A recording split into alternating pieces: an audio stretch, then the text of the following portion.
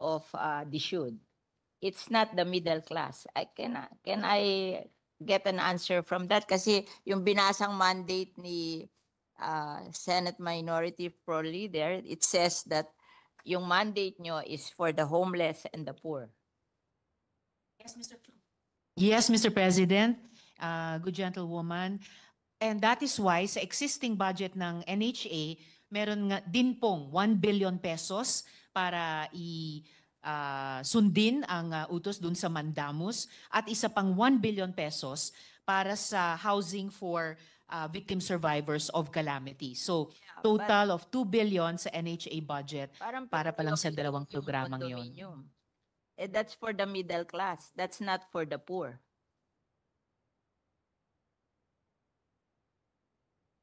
Mm. Okay. Ito pong government funds heavily subsidizing yung housing programs for the poor. Kaya in the magnitude of billions of pesos. Yun namang pong disenyong... Sabi mo, wala sa budget. Isusingit pa lang sa budget pero ang priority would be the condominium. Na sinasabi mo 3.2 million units by 2028. Yun ang question ko sa DSUD. Bakit pinaprioritize yung middle class when your mandate is to help the poor and the homeless? Yung pong binanggit ko, Mr. President, na mga ipopropose pa lamang ng DSUD na public rental housing at saka yung dalawa pa. Bukod po doon, yung existing na pinagkakagastosan ng GAA ng NHA. Why are you prioritizing the 3.2 million condominium for the middle class when your mandate is to help the poor and the homeless? Dapat yun ang first priority. In fact, that is our problem in Las Piñas. That yung inyong condominium na pinopropose, it's not for the poor and the homeless. It's for the middle class. So why are we providing houses for the middle class? They can buy from others because they can afford it. Our priority should be the poor and the homeless. Kasi sa amin, sa Las Piñas, maraming poor and homeless na informal settler. That should be the priority, how to give them houses. Before kasi, yung aming CNP program, we're just giving land to the poor and the homeless. And they will try to save money to build their homes, better homes in the future. And ang amortization lang nun, 500 pesos a month. So they can afford it. The poor and the homeless, they can afford it. Even the tricycle driver and the mga nagtitinda sa palengke. But now, they are prioritizing condominium. Ang condominium, mahal. It's for the middle class. It's not for the poor. Tapos paaalisin nila doon sa lupa yung poor, lalagyan nila ng condominium. Saan nila dadalhin yung poor?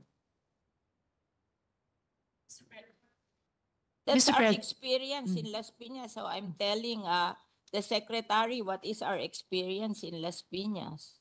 Yes, Mr. President.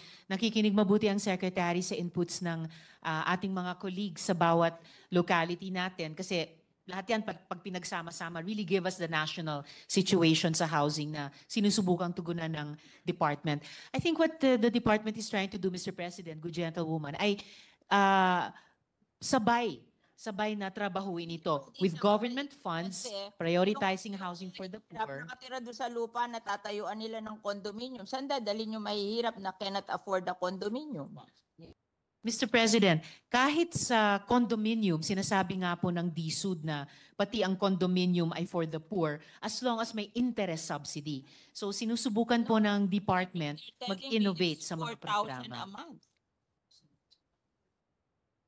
Hindi daw po, Mr. President, but I'll get the updated figure on that. Yun ang pinopromote nila, 4,000 a month. Mr. President, what I'm hearing here is it is 2,600 a month, so not 4,000 pesos. Can afford 2,600 a month when they're earning only below 500 a day. Kasi ang kino-question ko is yung model na condominium. Mahal ang condominium eh. So it's not for the poor and the homeless.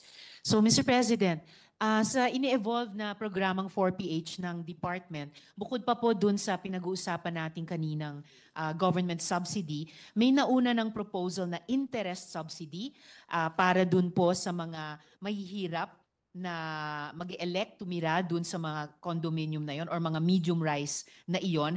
At meron din pong proposed na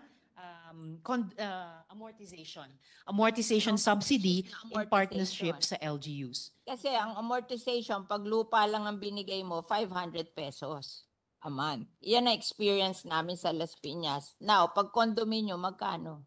Ang proposal po sa ngayon dun sa amortization subsidy in partnership sa LGU ay 1,500 pesos a month. 1,500 pesos. So, ang ina-announce sa amin, 4,000 a month. Okay. This is amortization subsidy. Amortization po na yan. Ito yung base pa lang. Base pa lang ito. Wala pa yung Per month yun, ano? subsidized na. LGU. LGU. I just want the should to reconsider their condominium concept for the poor. Kasi parang hindi kaya ng mga mahihirap sa amin. Paalisin sila doon sa lupa na tinitirhan nila, tatayuan ng condominium, hindi naman nila kaya yung condominium, where will they go?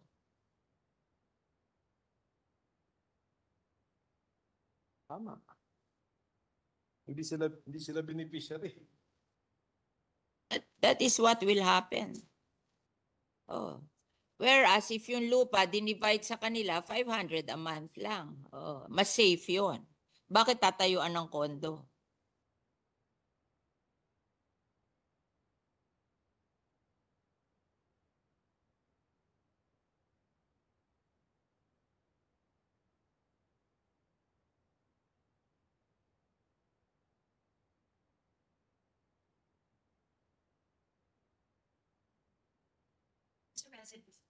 Mr. President, ang sinasabi po ng Secretary ay kahit dun sa mga lupa na sa ngayon tinitirhan ng mga informal settlers, kung dun din magtatayo ng mga halimbawa medium-rise condominium, sila rin mismo ang titira doon. So it's Hindi in nga nila obedience pa rin. ma-afford eh. That's where this comes in, Mr. President, na Afford eh.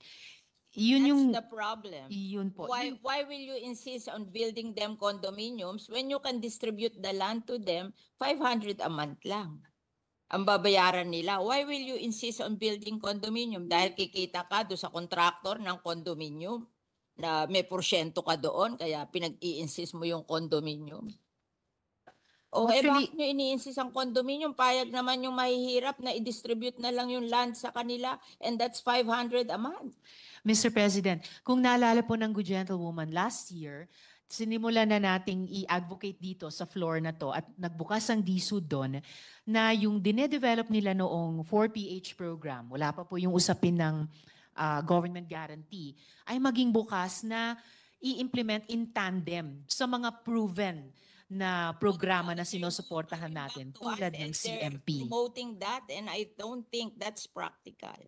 That That's is why I'm questioning you para mag-isip kayo uli kung tama yung ginagawa nyo kasi nakalagay sa mandate nyo to help the poor and the homeless.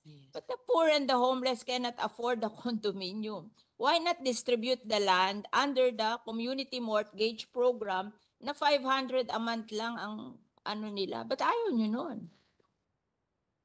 Katulad namin, itong inyong NHA, ay some of the people na homeless sa amin along the River Drive na hindi naman pwedeng ibigay sa kanila yung easement ng ilog.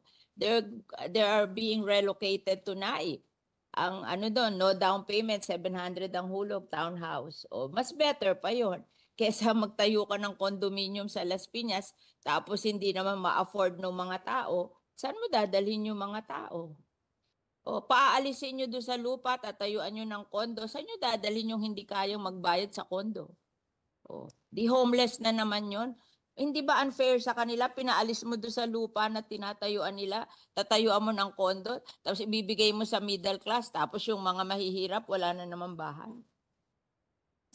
you have to reconsider what you're doing. I think it's wrong. Yes, Mr. President. I think sa tulong ng Senado, dito sa mga budget plenaries natin, isusulong natin yon. Hindi lang yung reconsideration, pero yung redesigning din mismo ng 4PH program. I think we have done the community mortgage program in Yes. Las Piñas for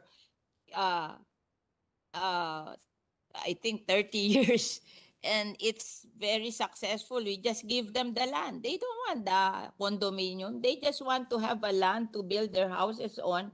And if they cannot build nice houses today, they'll just try to earn so that in the future they can build houses in the land. But what they want is the land, that they will not be hindi sila magigibado sa land where they are staying now, and they're willing to pay for the land.